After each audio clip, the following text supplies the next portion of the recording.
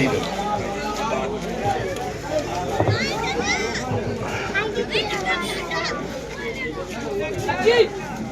सभी दुर्जनपुरा वासियों को राम राम।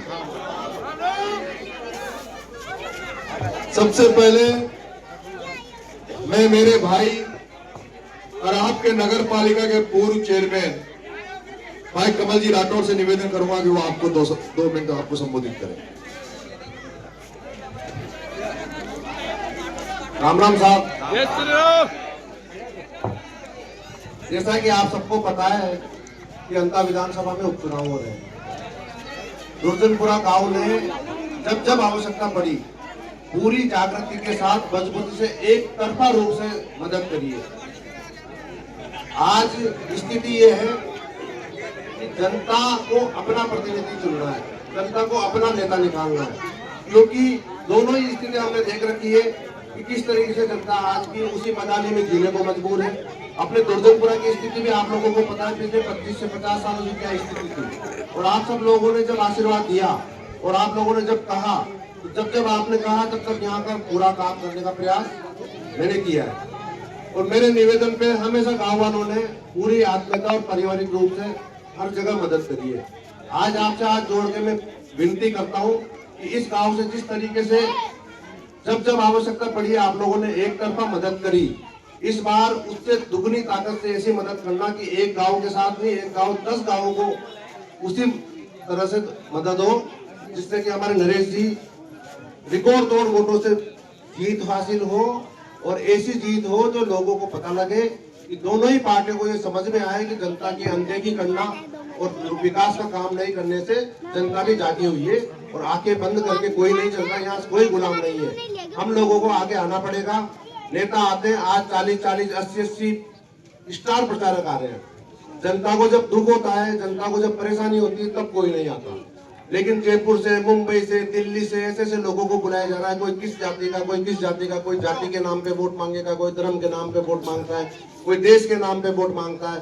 तो जब तक हमारा गाँव, हमारा क्षेत्र विकसित नहीं होगा, तब तक देश कैसे विकसित होगा। हमारे बच्चों की स्थिति, हमारे यहाँ के युवाओं की स्थिति, रोजगार की स्थिति, हर तरह से पूरा 12 जिला इन नेताओं ने पिछले 25 सालों से पीछे धकेल दिया। इसको आगे बढ़ाने का काम इस बार जनता को करना है और जनता के बीच में से नरेश जी को निकाल के हमको विधानसभा भेजना है। मैं आपको विश्वास दिलाता हूँ कि पूरा राजस्थान ये याद करेगा और 12 जिले का नाम रोशन रहेगा कि कोई व्यक्ति विधानसभा में आया है। अब तक जो भी आते हैं, कांग्रेस की स्थिति आपको पता है, प्रमोद जैन भाया जो भ्रष्टाचार का दूसरा नाम है, उस व्यक्ति ने मंत्री रहते हुए, पूरी सत्ता में रहते हुए भी कभी भी गांव वालों की सुध नहीं ली, न हमारे 12 जिले की सुध ली। आज 12 जिला पिछड़ा हुआ है तो इन्हीं लोगों के, ऐसे नेताओं की वजह से पिछड़ा हुआ है। आप लोगों को जब छोटा सा कार्यकाल मिला, मैं सभापति बना, इस पूरे गाँव की हालत क्या थी और पूरे गाँव को सुधारने का काम किया। तो मैं तो आपसे कहता हूँ कि नरेश जी को आप मजबूत करोगे तो ये गाँव ही नहीं, पूरा 12 जिला और पूरी हाड़ौती में हमारी 12 का नाम रोशन होगा, पूरे राजस्थान में हमारी 12 का नाम रोशन होगा। मेरी गांव से विशेष अपील है कि मैंने इनको बताया कि ये दुर्जनपुरा, गोदियापुरा गांव बिल्कुल हमारे परिवार जैसा है और मुझे इस पे पूरा विश्वास रहता है हमेशा। तो उस विश्वास की लाज रखनी है और आपको तो ये जिम्मेदारी दे रहे हैं। ये गाँव तो अपना है, लेकिन इस गाँव के साथ 10 गाँव में जहाँ अपनी अंता विधानसभा में रिश्तेदारी है, जान पहचान है, उन सब गाँव में आप लोगों को मदद करनी है। अपना हमारे पास न कोई नेता है, न कोई मंडल अध्यक्ष है, न कमंडल अध्यक्ष है, हमारी तो जनता ही नेता है और जनता स्टार प्रचारक है। आप सब लोग स्टार प्रचारक हो। आप सब लोगों को ही उन दिल्ली मुंबई वालों पर भारी पड़ना है जो लोग यहाँ पर लोगों को गुमराह करने आने वाले हैं। तो मदद करोगे ना? नरेश मीणा, नरेश मीणा, नरेश मीणा। इसी भावना से नरेश जी से मैं निवेदन करता हूँ कि वो हमारे परिवार और हमारे गाँव वालों से एक बार भाई साहब, किसान नेता और हमारे क्रांतिकारी साथी दिन भाई साहब, इंकलाब जिंदाबाद, जिंदाबाद, जिंदाबाद। नरेश मीणा, संघर्ष करो, हम तुम्हारे साथ हैं। ये साथियों, ग्रामवासियों, देखो ये इस बार मौका है, 2.5 साल के लिए मौका है। आप 2.5 साल इनको मौका दीजिए। ये किसान के बेटे हैं, किसानों की हमेशा, किसानों और मजदूरों की हमेशा इन पे चिंता रहती है, गरीबों की हमेशा इनको चिंता रहती है। हर पल ये समझते रहते हैं दीन बंधु जी हम गरीबों की कैसे मदद करें, किसानों की कैसे मदद करें। और आपने भी ये देखा होगा पिपलोदी गांव के बच्चों के खातिर 40 दिन 1 महीना 10 दिन जेल में रह के आए और छूटते ही उनके लिए 15 दिन भूख हड़ताल करी है और उनको 1 करोड़ की सहायता देके उन गरीबों का आंसू पोंछे। देखा आपने यहाँ पर कितने बड़े बड़े उद्योगपति तन्ना सेठ है जो चुनाव लड़ते हैं लेकिन गरीब की कभी सुध नहीं लेते। मैं कह रहा हूँ ये मौका है, ऐसा क्रांतिकारी ऐसा संघर्षशील त्यागी इंसान आपको नहीं मिलेगा। आपको इनको विधानसभा में भेजना है। आप ये जीत के जाएंगे तो आप महसूस करेंगे कि वास्तव में अब हमारा सच्चा प्रतिनिधि हमने जिताया है। इंकलाब जिंदाबाद। एक और निवेदन,